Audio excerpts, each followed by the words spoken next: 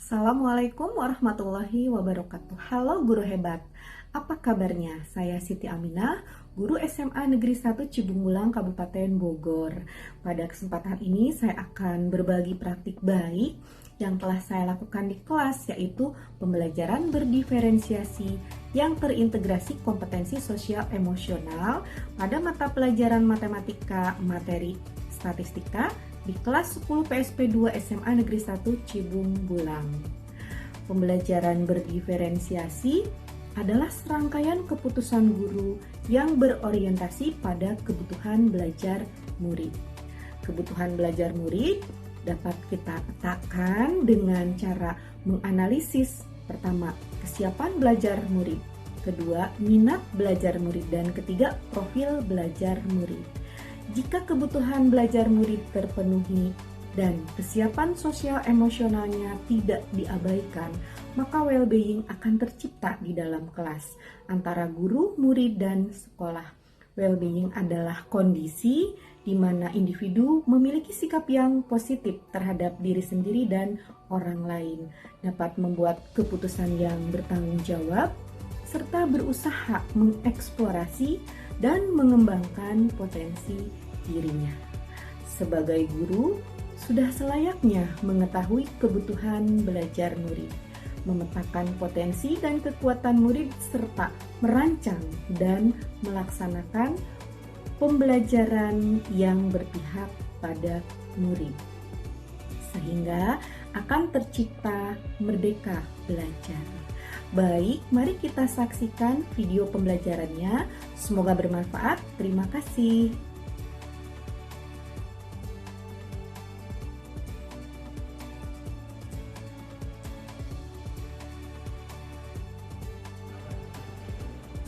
Assalamualaikum. Waalaikumsalam. Bagaimana kabarnya hari ini? Baik. Alhamdulillah ya.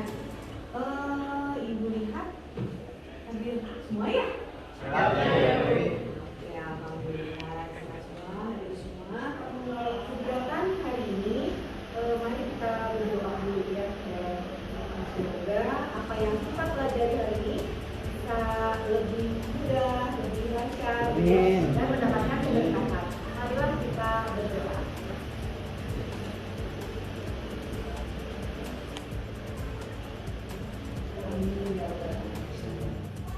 Baik, anak-anak ibu semua, tujuan pembelajaran hari ini adalah: 1. Peserta didik dapat membedakan berbagai macam jenis data melalui pengamatan literasi. Kedua, peserta didik dapat menggambarkan histogram, diagram garis batang, line plot melalui diskusi kelompok. Model pembelajaran yang kita gunakan adalah pembelajaran berdiferensiasi terintegrasi kompetensi sosial emosional. Pembelajaran berdiferensiasi ini adalah pembelajaran yang berdasarkan kebutuhan belajar murid. Itulah mengapa di WA Group sudah Ibu share konten yang berbeda, pembagian kelompok berdasarkan kesiapan dan profil belajar, dan skenario pembelajarannya. Nah, aku mau tanya nih, yang sempat membuka PDF materinya. Saya? Yuk, wah, tanya. Mana? Satu atau banyak sih? Wah, banyak ya ternyata ya. Oke, Ibu mau nanya ke satu orang aja. Siapa ya yang mau ditanya sama Ibu? Siapa? Mau ditanya sama Ibu? Ya. Oke. Namanya siapa? Aldi. Aldi. Oke, Aldi. Aldi, apa tuh yang sudah Aldi lihat, yang Aldi dapatkan? Statistika itu sebuah ilmu yang mengumpulkan, menganalisis, lalu dikemukakan, dipresentasikan. Dipresentasikan. Wah, keren sekali jawabannya ya. Atas dong. Ada lagi yang mau mau mengumpulkan pendapatnya gitu, apa yang udah dibacanya tadi atau dilihatnya? Ada enggaknya? Ada apa, Hansa? Kayaknya belum siap belajar. Oh, kenapa? Soalnya kita habis ulangan kayak susah banget di sini. Oh, ulangannya susah banget, masih gitu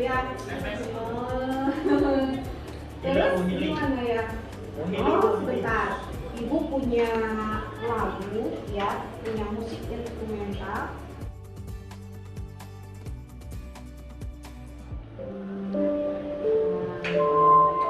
Kemudian kan tadi apa ya, setelah ulangan kimia ya kayak penuh banget ya di otak tuh gitu ya.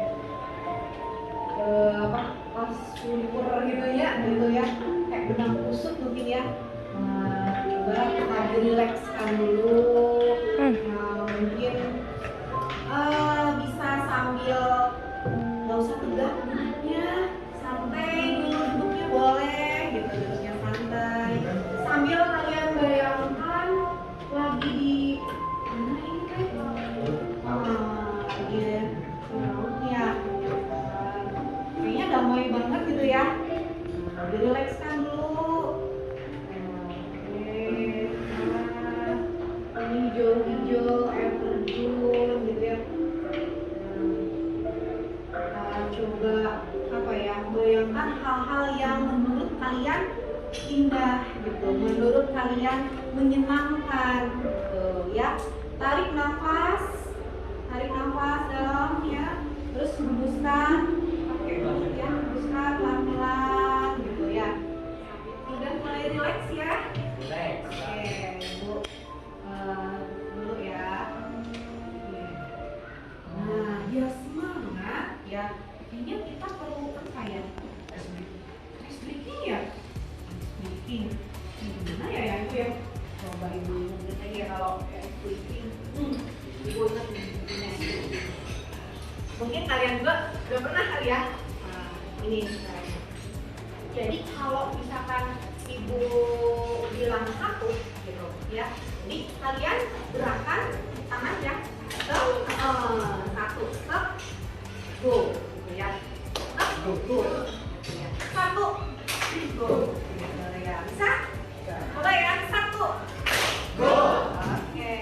Tapi kalau ibu bilang dua, gitu ya, dua, nah tangannya dua kali, push, ya. Nah, ini melatih konsentrasi juga nih. Terus kalau ibu bilang tiga, berarti kalian tangannya tiga kali. Yes. Gitu. Bisa ya? Bisa. Coba ya. Tiga. Yes. Oke, keren ya. Oke, ibu mulai ya. Satu. Go. Dua. Tiga. Yes. Satu. Go. Dua. Satu. Go. Keren semuanya ya, apa toh? Oke, kita mulai aja ya. Oke, kita akan mulai ya belajar statistika ini bab yang baru ya, statistika. Nah, ini ada kata data menolong kita. Data menolong kita. Benar nggak ya? Kalian pernah merasakan tidak ditolong oleh data? Pernah. Bagaimana tuh kejadiannya? Absen. Lagi ulangan. Apa lagi? Kalian mungkin tadinya sebelumnya nggak tahu ya, nggak tahu hal itu. Tapi setelah tahu datanya, oh iya ya, alhamdulillah nih. Ya, bukan HP gitu ya. Langsung kan ya ada data gitu. Tadi ada chat dari siapa aja gitu kan? Ya gitu ya. Oke, jadi kita tuh selalu berhubungan dengan data. Nah, kalian sih ya, dengan data itu kita bisa memahami gitu, situasi dengan lebih baik ya, sehingga kita mampu mengambil keputusan dengan lebih tepat. Ini intinya ya. Kita bisa mengambil keputusan dengan lebih tepat. Pengalaman belajar ya, setelah mempelajari materi ini gitu ya, kalian tuh diharapkan dapat pertama membedakan berbagai macam jenis data gitu ya, serta membuat grafiknya gitu ya, yang sesuai dengan merepresentasikan data tersebut gitu ya, serta menganalisis data untuk pengambilan kesimpulan. Jadi intinya itu untuk pengambilan kesimpulan. Ini ya Terus, nah ini ada peta konsepnya ya. Peta konsepnya ini dari statistik ini. Yang akan kita pelajari itu pertama adalah diagram, ukuran pemusatan data, ukuran lokasi, dan ukuran penyebaran. Nah, pada kesempatan ini kita mau belajar yang ini dulu nih. Kita belajar tentang diagram batang, histogram, dan diagram garis. Ya. Kalau ada yang mau ditanyakan, boleh langsung, nggak usah nunggu ya. Nah ini ayo mengingat kembali gitu ya. Tentu waktu sebelumnya ya di SMP ya pernah sih sebetulnya ya. Yang ini kita di review nih ya, review ya diagram batang yang sederhana. Gitu. Nah kalau sekarang ini nanti ini lebih ke histogram gitu ya. Terus, nah ayo bereksplorasi. Nah lihat ya, ini penggunaan diagram batang untuk menganalisis data. Nah, maksudnya ya kalau kita belajar statistik nanti ada tabel gitu ya, ada grafik, ada diagram gitu ya. Nah, kita lihat di sini ya, penggunaan diagram batang untuk menganalisis data. Kita lihat di sini apa nih ya? Kita lihat di sini adalah ada tanggal, kemudian banyaknya pasien baru positif COVID-19 ya. Ini data yang awal ya, tahun pada saat mulai pandemi gitu. Jadi di sini dari tabel ini pada minggu keberapakah yang mengalami rata-rata kenaikan jumlah pasien positif COVID-19 yang paling besar. Nah, kalau misalkan kalian melihat langsung kayak gini, menurut kalian bagaimana ya caranya untuk tahu gitu? Pada minggu keberapakah yang mengalami rata-rata kenaikan terbesar? Pasti menurut kalian bagaimana? Yang dilihat data ini kan? Iya. Ya, data ini. Terus yang dilihat apa? Perubahannya kan? Iya. Perubahan dari minggu ke minggu, dari mulai minggu ke 1 Desember 2020 gitu ya. Ini setiap minggunya ada perubahan. Nah, dari itu kita akan melihat. Sekarang kalian coba bandingkan ini tabel. Nah, kalau yang ini adalah apa? Diagram. Nah, kalau menurut kalian sebenarnya yang mudah yang mana ya kalau melihat suatu data itu dalam penyajiannya, dalam bentuk tabel kah atau dalam bentuk diagram batang? Menurut kalian bagaimana? Diagram batang. Kenapa ya? Lebih terlihat jelas ya. Nah, sini pasti diagram batangnya belum selesai gitu. Ada yang minggu ketiga dan minggu keempat yang harus dicari nih, harus diisi dulu. Bagaimana caranya? Dengan melihat dari tabel yang tadi. Nah, jadi materi dari itu sampai sini dulu gitu. Nah, tahap berikutnya adalah kolaborasi gitu ya.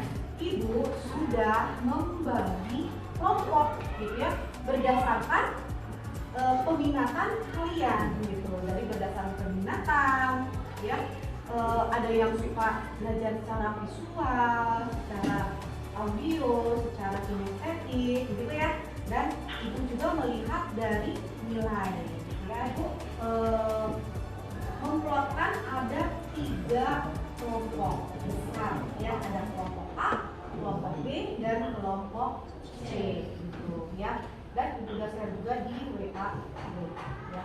Silahkan kalian berkelompok ya sesuai kelompoknya. Berhubung kelompok A ada 8 orang, jadi bisa A1, A2 gitu ya. Tapi kalau mau berdelapan juga boleh gitu ya, silahkan. Baik ya, sekarang sudah duduk berdasarkan kelompoknya nih ya. Nah, karena kita akan laksanakan pembelajaran berdiferensiasi, nah ibu akan melihat dulu nih kelompok A. Mana kelompok A? Oke, kelompok A apa ya tugasnya? Melakukan penelitian ya. Wah, keren banget ya. Melakukan penelitian.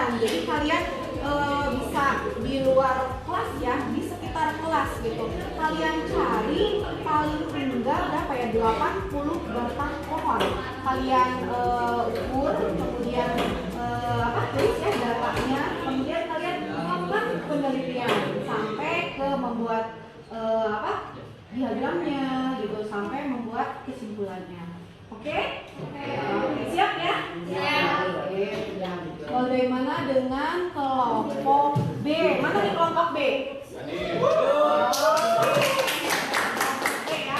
Oke, kelompok B. Nah, ini kita belajar mengenai statistika gitu ya. Nah, itu kan ada banyak definisi-definisi ya.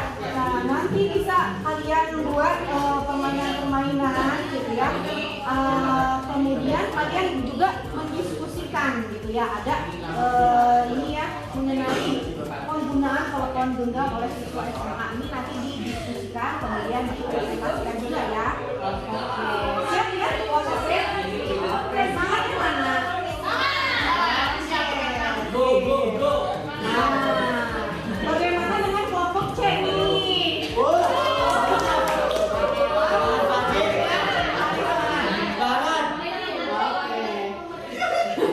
Oke, kelompok C ini kelompok yang paling apa? Paling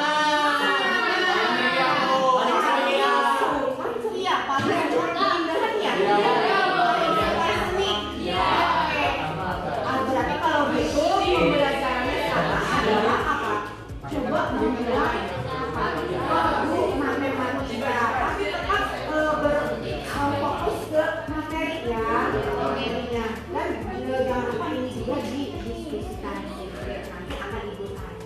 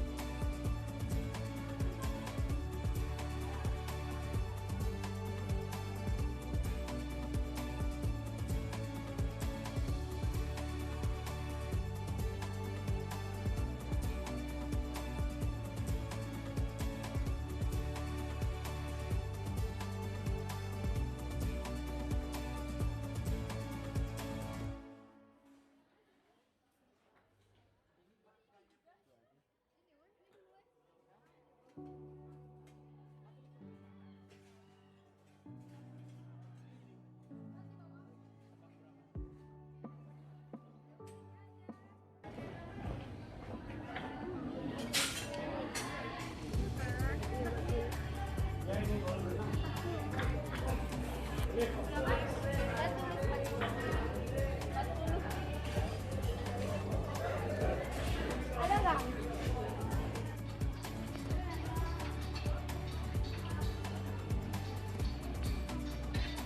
87.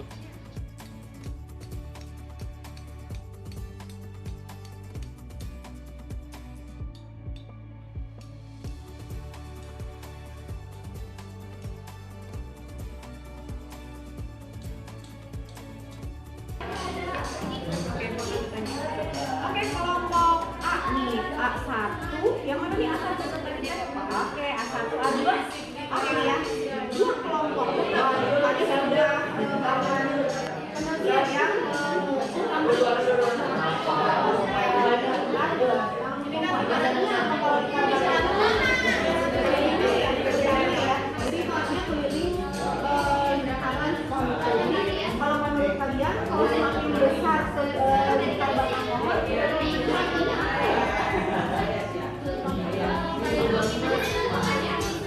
semakin besar pohonnya gitu ya.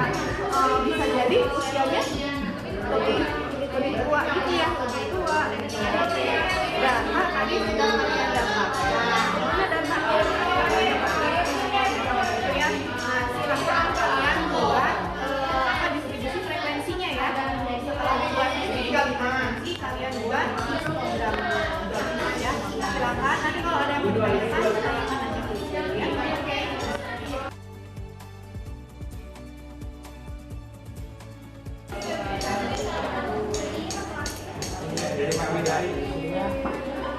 Satu. Tulis satu. Siap. Terus tadi kan yang ini 70 sampai 74 itu ada berapa ya? Ada 2, 10, ada 11. Oh, yang 11.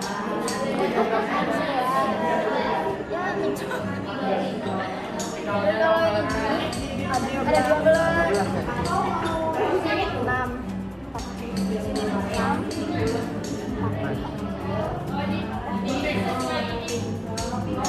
Ini kilogram. Ini kan 52. Ini 50. Tambah 54, tambah 2. Caranya 52 kan? Terus frekuensinya salah dulu. 55 tambah 59 dibagi 2 dari 2 dengan 7 frekuensinya 2 ya. 60 sampai 64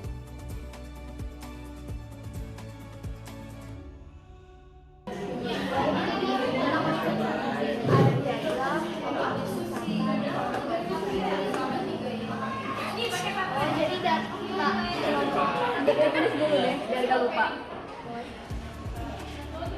Di antaranya kita selalu dengan data ini pengertian iya ini pengertian statistik.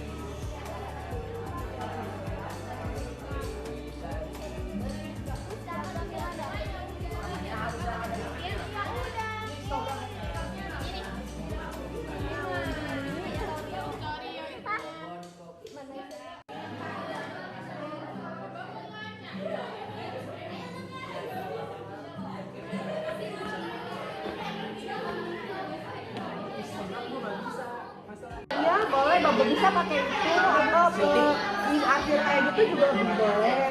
Kalau pakai ini nanti bisa pakai apa? Double tip ya, warnanya yang beda-beda aja.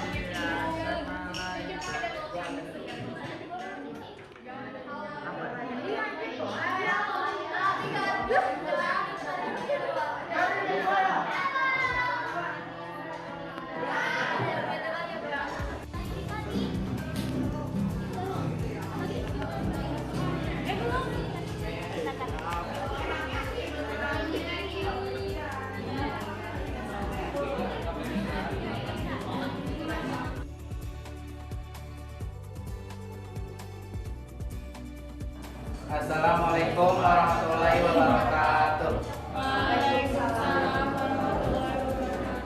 Kami dari kelompok A akan mempresentasikan hasil dari penelitian kelompok kami tentang besar lingkar batang pohon. Kami dari sini mendapatkan 80 data dan bisa dilihat seperti berikut ini. Dan kami membuat distribusi frekuensinya. Nah, dari ukuran 60 sampai 64 frekuensinya sebanyak 11. Dari ukuran 70 sampai 74 frekuensinya sebanyak 12. Dari ukuran 80 sampai 84 frekuensinya sebanyak 6. Dari ukuran 95 sampai 99 frekuensinya sebanyak 4.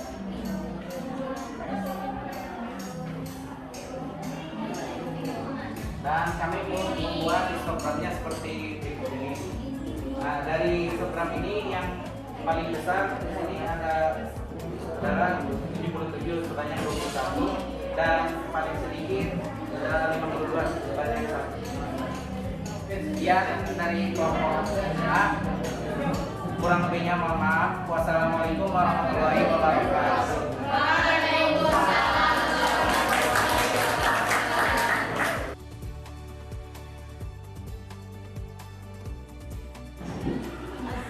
Assalamualaikum warahmatullahi wabarakatuh.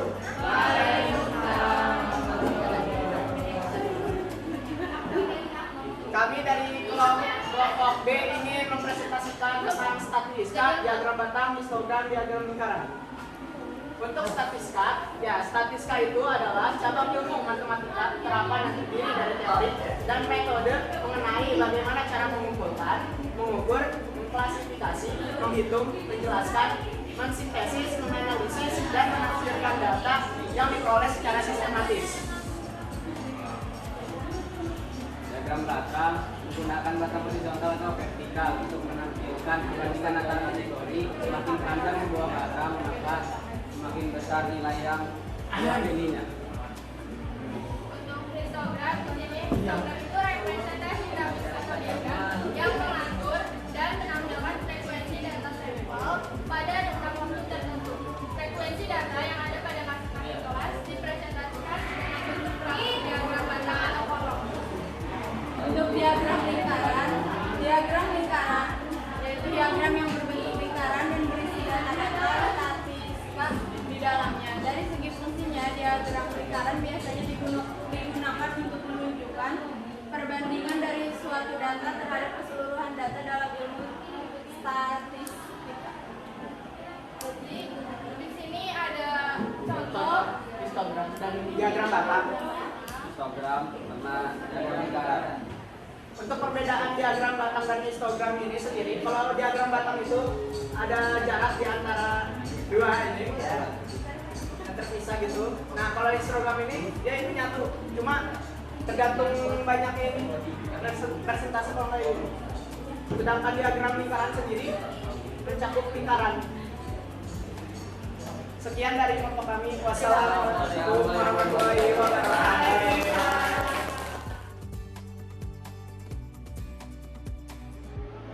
diagram yang berbentuk lingkaran dan berisi data-data statistika di dalamnya. Dari segi fungsinya, diagram lingkaran biasanya digunakan untuk menunjukkan perbandingan dari suatu data terhadap keseluruhan data dalam ilmu statistika tersebut. Diagram lingkaran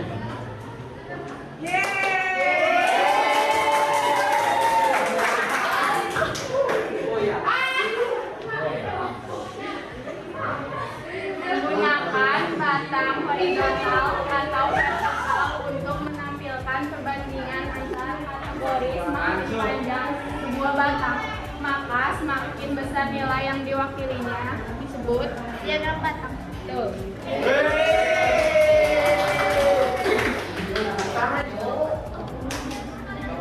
Cabang ilmu matematika terapan yang terdiri dari teori dan metode mengenai bagaimana cara mengumpulkan, mengukur, mengklasifikasi, menghitung, menjelaskan, mensintesis, menganalisis, dan menafsirkan data yang diperoleh secara sistematis disebut statistik.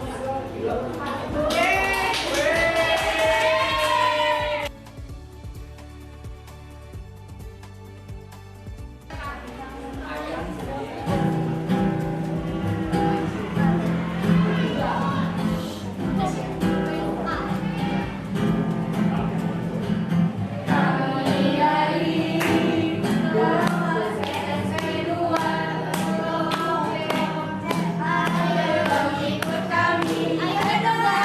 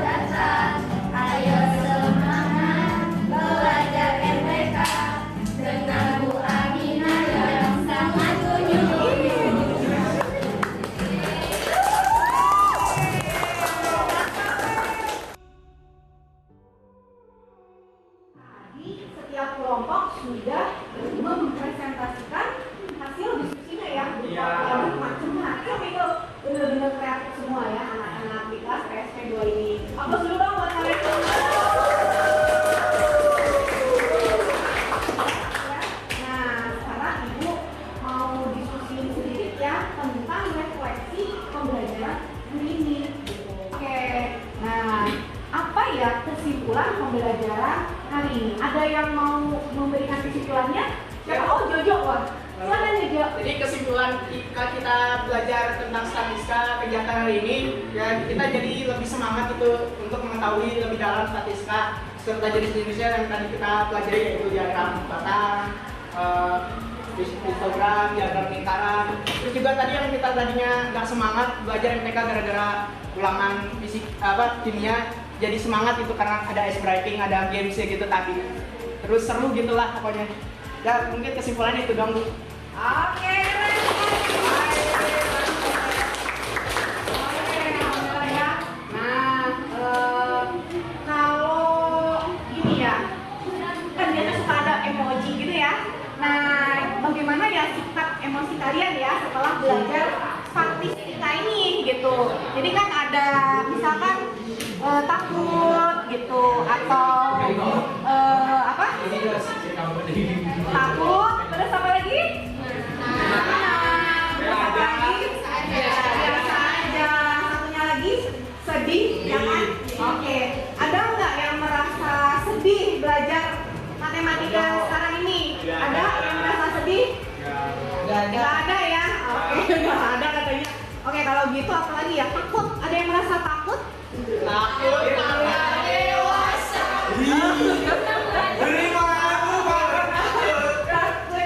Wah, apa itu lagu bukan? Oke, ya udah.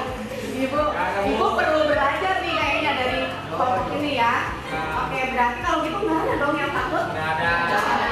Ada yang merasa senang dari? Senang. Oke.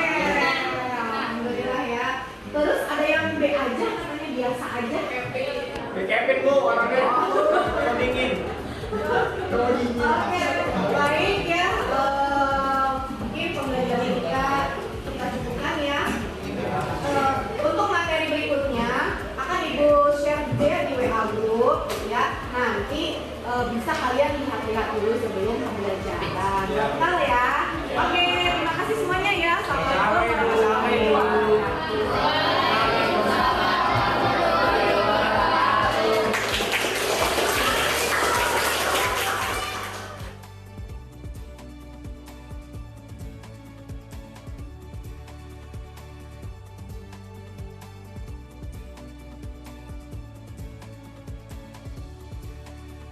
Dengan pembelajaran diferensiasi kelompok yang dibutuhkan sesuai kebutuhan masing-masing, maka akan terbentuknya proses pembelajaran dan juga presentasi dengan cara yang baru dari setiap kelompok yang berbeda-beda juga tentunya dan bervariasi. Dengan diferensiasi kelompok ini walaupun baru tapi tetap seru gitu. Dan juga dengan adanya ice breaking membuat kita menjadi semangat lagi untuk tetap terus belajar dengan yang lain. Diferensiasi juga menurut saya ya cukup menyenangkan dan juga mengorganisir kelompok kita lah. Jadi kita gak cuma buat tugas saja, tapi kita bisa dekat dengan yang lain. Seperti itu.